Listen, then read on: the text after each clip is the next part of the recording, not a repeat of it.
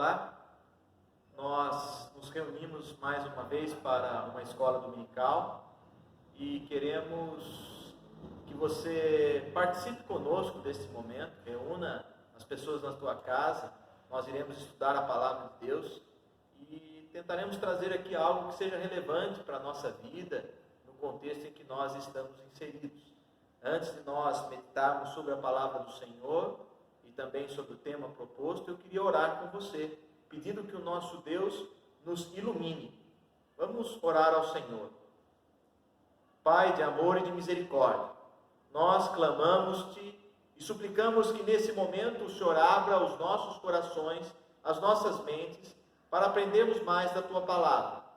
Senhor, vivemos e enfrentamos desafios da vida e somente a tua palavra para nos preencher. Também o teu Santo Espírito para nos motivar e nos orientar como devemos agir, como devemos nos portar diante de tantos temas que nos são postos à frente. Nos ajude, nos ilumine para a nossa caminhada cristã. É no nome santo de Jesus Cristo que nós oramos. Amém. Amém. Bem, o tema que eu quero propor para hoje,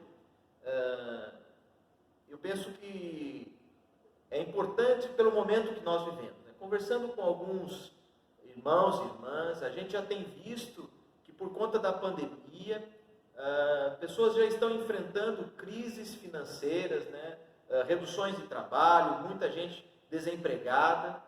E eu fico pensando qual é o desafio da igreja nesse contexto.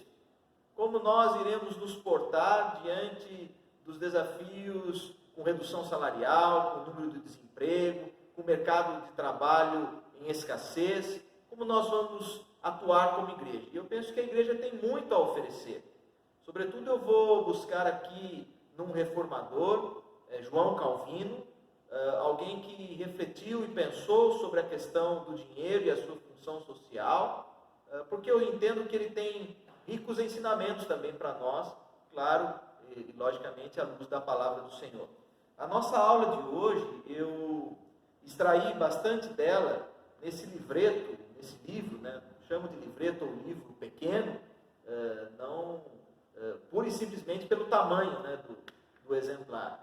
O tema do livro é O Humanismo Social de Calvino. Esse livro ele foi entregue para nós no caderno especial do Estandarte, salvo engano, no ano de 2009, que ele foi publicado, no ano em que Calvino celebrava 500 anos de existência. Então esse livro foi distribuído para nós. O editor do livro é também o professor Eduardo Galasso Faria. E o autor dessa obra é o então estudioso de João Calvino, André Bieler. Então fica aí a dica, talvez você deve até ter esse livrinho, vale a pena você visitá-lo, reler, tem bastante coisas para a nossa vida. Tá aí. Bom, vamos para o fundamento, que é a palavra de Deus. Citamos autores, mas o essencial é a palavra de Deus. É um texto que nós já trabalhamos numa das nossas escolas dominical. Eu queria que você abrisse a sua Bíblia na segunda carta aos Coríntios, capítulo 8, nós vamos ler do primeiro versículo até o versículo de número 15. Diz assim a palavra do Senhor. 2 Coríntios 8, capítulo 8, de 1 a 15. Também, irmãos, vos fazemos conhecer a graça de Deus, conhecida às igrejas da Macedônia, porque no meio de muita prova de tribulação, manifestaram abundância de alegria, e a profunda pobreza deles superabundou em grande riqueza da sua generosidade, porque eles, testemunho eu, na medida de suas posses, e mesmo acima delas, se mostraram voluntários, pedindo-nos com muitos rogos a graça de participarem da assistência aos santos. E não somente fizeram como nós esperávamos, mas também deram-se a si mesmos, primeiro ao Senhor, depois a nós, pela vontade de Deus. O que nos levou a recomendar a Tito que, como começou, assim também complete esta graça entre vós. Como, porém, em tudo, manifestais superabundância, tanto na fé e na palavra, como no saber, e em todo o cuidado, e em nosso amor para convosco. Assim também abundeis nesta graça. Não vos falo na forma de mandamento, mas para provar, pela diligência de outros, a sinceridade do vosso amor. Pois conheceis a graça do nosso Senhor Jesus Cristo, que sendo rico, se fez pobre por amor de vós, para que pela sua pobreza vos tornasseis ricos. E nisto dou a minha opinião, pois a vós outros, que desde o ano passado principiastes não só a prática, mas também o querer, convém isto. Completai agora a obra começada, para que assim revelastes prontidão no querer, assim a leveis a tempo segundo as vossas posses. Porque se há boa vontade, será aceita conforme o que o homem tem, e não segundo o que ele não tem. Porque não é para que os outros tenham alívio e vós sobrecargue, mas para que haja igualdade, suprindo a vossa abundância no presente a falta daqueles, de modo que assim haja igualdade. Como está escrito, o que muito colheu não teve demais, e o que pouco não teve falta. Amém por esta palavra. O tema da nossa aula de hoje é Calvino, o dinheiro e a sua função social. Aqui na carta que nós lemos, na segunda carta aos Coríntios, capítulo 8, a gente pôde perceber um contexto. As igrejas que existiam na Judéia estavam passando por grandes dificuldades financeiras. Irmãos haviam perdido parte dos seus bens e estavam passando necessidades, não conseguiam ter o essencial para uma vida. Então o apóstolo Paulo se empenhou em angariar recursos para sustentar esses irmãos que estavam sofrendo. Então ele fala das igrejas na Macedônia. Essas igrejas demonstraram generosidade e faziam isso, segundo o texto bíblico, com alegria, dando além das suas posses. Elas entregavam até acima do que podiam para ajudar irmãos e irmãs que eles nem conheciam, mas sabiam que estavam passando necessidade. E eu aqui percebo virtudes nesta igreja, nas igrejas da Macedônia, melhor, que eles faziam desse momento da oferta algo alegre. O texto nos diz, no versículo 2, que neles existia abundância de alegria. Outra coisa que eu destaco como virtude daquelas igrejas na Macedônia é que eles não entregavam apenas as ofertas, mas eles entregavam as suas próprias vidas. O texto bíblico diz, no versículo de número 5, deram-se a si mesmos primeiro ao Senhor. Outra questão que o apóstolo Paulo trata, que quando a gente oferta, a gente viu que devemos fazer isso com alegria, devemos entregar as nossas próprias vidas. Terceira lição que eu acho relevante é que tudo que era feito, que o apóstolo Paulo orienta para que exista igualdade. E ele cuidava para que alguns não sejam sobrecarregados e outros tenham alívio. Mas tudo era feito para que existisse igualdade. E aqui ele cita o texto do Antigo Testamento dizendo: o que muito colheu não teve demais, e o que pouco não teve falta. A citação do Antigo Testamento está aí no versículo de número 15. Olha que interessante. Então, tudo era feito para que existisse igualdade.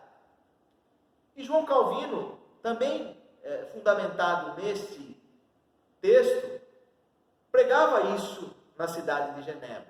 Antes de nós falarmos da questão do dinheiro e a sua função social, eu queria falar um pouco sobre João Calvino. Quem foi João Calvino? João Calvino foi um teólogo francês, reformador da igreja, nasceu em 10 de julho de 1509, ou seja, no século XVI, em Noyon, cidade de Noyon, na França. E a sua atuação pastoral ocorreu em Genebra, na Suíça. Calvino foi conhecido como o pastor da cidade. Vejam que interessante. Ele não cuidava apenas de uma paróquia ou de uma igreja, mas ele se preocupava com questões da cidade. Foi também o idealizador do sistema de governo que nós exercemos hoje, o sistema de governo presbiteriano. Ou seja, as nossas igrejas, o sistema de governo dela, que é um governo representativo através de concílios, foi também idealizado por João Calvino. Queria tocar um pouco mais sobre João Calvino. Nós sabemos que ele foi um dos reformadores, né? Das pessoas que atuou para que existisse a reforma. Mas essa não era a ideia inicial de João Calvino. Ele era um estudioso, um pesquisador. E aqui, quando iniciou o movimento da reforma, João Calvino estava mais preocupado com os seus estudos. Ele queria dedicar-se a escrever livros, as suas pesquisas bíblicas. E aqui, então, João Calvino estava a caminho de Estrasburgo, e quando ele foi interpelado por Farel para que atuasse nesse movimento. Mas assim não era a intenção dele, ele queria era publicar os seus escritos. E o que chama a atenção de João Calvino, que ele tinha uma peculiaridade, é que ele foi uma pessoa muito preocupada com as questões da administração. Talvez isso se deva à característica herdada de seu pai. O pai de João Calvino era um administrador nato, ele cuidava dos bens da igreja e também exercia suas funções na cidade. Isso certamente desenvolveu um gosto e certa habilidade para João Calvino depois tornar-se o reformador de toda uma cidade, né? Um pastor de toda a cidade de Genebra. E até hoje Genebra é conhecida por ter aí uma boa questão administrativa, política, econômica, e isso se deve muito ao trabalho deste importante reformador do século XVI. Calvino tinha também uma marca específica. Ele era um cristão envolvido com as causas do seu tempo. Para a gente entender a importância de João Calvino e a ideia que ele pensava em relação à administração das coisas, nos séculos XV, XVI, ou seja, na era medieval, a religiosidade era exercida de maneira certa, ou seja, as pessoas dividiam as coisas terrenas das coisas espirituais. Né? Por exemplo, questões da política eram coisas terrenas. A fé estava ligada às questões espirituais. O dinheiro, a administração da cidade, eram coisas terrenas e não se envolviam com as coisas celestiais ou as coisas do reino de Deus. Já Calvino quebrou essa regra. Ele entendia que a fé cristã deveria estar inserida no contexto social. Eu quero aqui deixar uma citação do autor André Bieler, que fala um pouco dessa característica. Ele diz assim: a preocupação pela cidade temporal torna-se para o cristão reformado a expressão direta de sua fidelidade cristã. Vejam que, a partir desse passo da reforma protestante, esses temas que até então eram considerados mundanos, passa a ser também discutido dentro da igreja. Eu penso que isso é extremamente relevante para nós hoje, porque muitas das nossas igrejas, elas estão na cidade, né? Como nós, né? Estamos na cidade de Guarulhos, aliás, bem localizada na cidade de Guarulhos. Agora, a pergunta que nós devemos fazer é: será que as nossas igrejas estão voltadas para a cidade? Será que nós realmente estamos envolvidos nos contextos e problemas da nossa cidade? Por isso eu entendo que Calvino é relevante para os nossos dias. Ele versou sobre questões, temas que eram discutidos na cidade. Como deveriam agir as regras, as normas financeiras, econômicas, como deveria agir a igreja para a cidade, nós veremos alguns pontos dessa questão. Bom, pensando nessa característica do reformador envolvido com o seu tempo, e também desafiando nós como igreja a nos envolver com questões do nosso tempo, mais uma citação que eu queria deixar com você. Falando sobre trabalho, né? Se nós queremos falar sobre dinheiro, o dinheiro ele é fruto do nosso trabalho, daquilo que você e eu exercemos na nossa sociedade. Então, mais uma citação de André Bieler, diz o seguinte: não basta, aliás, simplesmente propiciar aos pobres ajuda material. Impõe-se também dar aos necessitados os meios, por si mesmos, para saírem de sua condição. Ou seja, o que Calvino propunha para o seu tempo é que a igreja deveria envolver em treinar pessoas para que eles fossem bons, para que essas pessoas fossem boas ou bons profissionais. Né? Olha que interessante, formar pessoas. A palavra de Deus em Colossenses 3, versículos 22 a 24, nos diz: tudo quanto fizeres, fazei-o de todo o coração, como para o Senhor, e não para homens, cientes de que recebereis do Senhor a recompensa da herança. A Cristo Senhor é que estais servindo. Olha que interessante, o trabalho sendo visto como algo que nós fazemos para Deus. Por isso, então, a igreja também deve pensar nessa questão. Né? Quando surge o desemprego na nossa sociedade, a igreja também deve pensar, como nós podemos atuar a fim de treinar pessoas para enfrentar esse momento. Se o mercado de trabalho está cada vez mais escasso, como nós, como igreja, vamos formar pessoas para atuarem nesse contexto? O mercado formal de trabalho está em recessão. Como é que nós podemos abrir frentes, proporcionar recursos para essas pessoas se recolocarem profissionalmente? Então, o que eu quero propor aqui, olhando para João Calvino no século XVI, é que entre nós, igreja, não pode existir divisão entre o que é espiritual e o que é material. Tudo é para o Senhor. Nessa perspectiva, se o trabalho é para o Senhor, os bens materiais que nós conquistamos do nosso trabalho são instrumentos da providência divina. Em especial, o dinheiro é para nós um sinal da graça do Deus que nos sustenta, que sustenta os seus filhos e filhas. Por isso, a riqueza, os bens materiais, o dinheiro, eles devem ser colocados em favor do ser humano, para que nós possamos organizar uma vida em sociedade, onde todos sejamos responsáveis uns pelos outros, umas pelas outras. Olha que interessante, né? Formar bons profissionais, usar o recurso como providência divina e disponibilizar isso em favor da vida humana.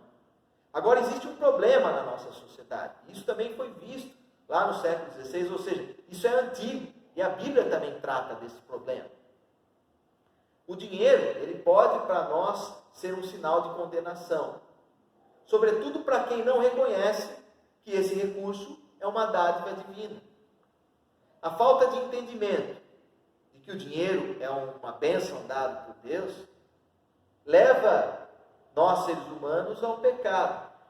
E por esse motivo, muitos perdem essa noção fraternal e solidária que os bens devem ser para a nossa vida. Né? Essa questão de nós também partilharmos daquilo que Deus tem nos dado. Quando eu não penso dessa forma, o dinheiro passa a ser um problema. Então, o que é proposto em Calvino é que nós sigamos um caminho e a regra do amor. O que eu gosto de falar também é a economia do amor. Economia do amor. Nessa economia ou nessa regra do amor, ricos e pobres são solidários uns com os outros, umas com as outras. Nessa ordem comunitária. Ou seja, o rico na sociedade, ele só tem sentido quando ele partilha da sua situação privilegiada com aquele que se encontra numa condição adversa. Da mesma forma, o pobre, ele deve partilhar das suas faltas com a pessoa que é rica, a fim de que esta pessoa se liberte da servidão ao dinheiro. Percebem? Um depende do outro, uma depende da outra. Pensando nessa perspectiva, eu queria também destacar o problema do furto. Se eu penso que o dinheiro ele tem uma função social para a vida da comunidade, furtar passa a não ser apenas aquilo que eu tomo que é do próximo. Furtar não é apenas o ato de tomar para si aquilo que pertence ao próximo. Furto, portanto, é a recusa de dar ao próximo aquilo que deveria ser partilhado em atitude de amor. É reter o que deve ser repartido ou revertido ao próximo. Portanto, aqui fica uma reflexão. Muito da especulação que vive o mercado é fruto de pecado, porque as pessoas literalmente trancam as portas do armazém para ganhar da especulação do dia seguinte e aumentar a riqueza, e essa riqueza nunca é partilhada. Isso gera o que nós chamamos, é um tópico da nossa aula, uma destruição da nossa sociedade. O dinheiro torna-se um grande problema para a humanidade, porque ele deixa de ser fruto e instrumento da vontade de Deus, e passa a ser, em si mesmo, uma adoração. As pessoas adoram o dinheiro. E nessa busca por uma liberdade ilusória, as pessoas acham que vão encontrar felicidade e liberdade no dinheiro, os seres humanos invertem uma relação e passam a divinizar o dinheiro. A palavra de Deus, sobretudo no Novo Testamento, condena esse amor ao dinheiro e até classifica o nome desse Deus, que é a adoração ao dinheiro, como Mamon. Você vai ver essa adoração ao dinheiro ou ao Deus Mamon lá em Lucas 16, 13 ou Mateus 19, versículos 21 ou 24. Nós não vamos ler, mas você vai ter a referência aí e leia aí na sua casa.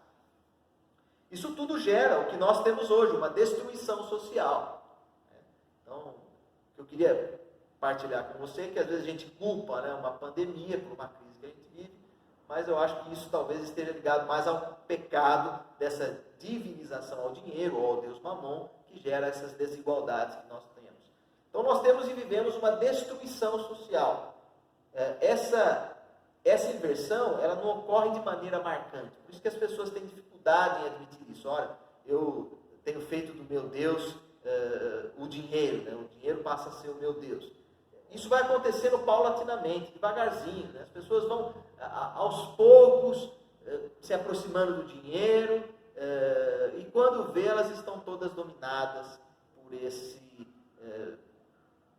por essa questão doentia. O apóstolo Paulo trata desse problema também, do amor ao dinheiro.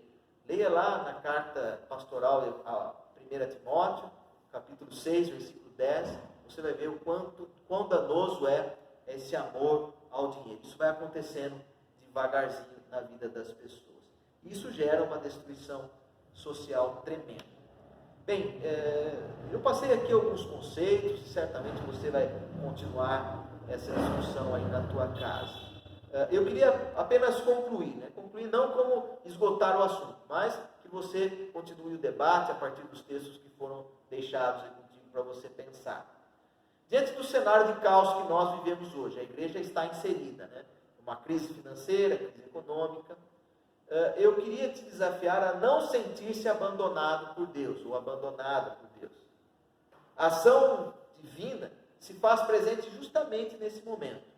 Basta eu e você olharmos para Cristo Jesus, o Deus que venceu todo o mal na cruz e propôs um modelo de vida para nós a partir da pobreza humana, abrindo caminho para toda uma restauração econômica e social. Vejam só, Jesus mostra para nós que é a partir do fazer-se pobre é que nós podemos resolver questões.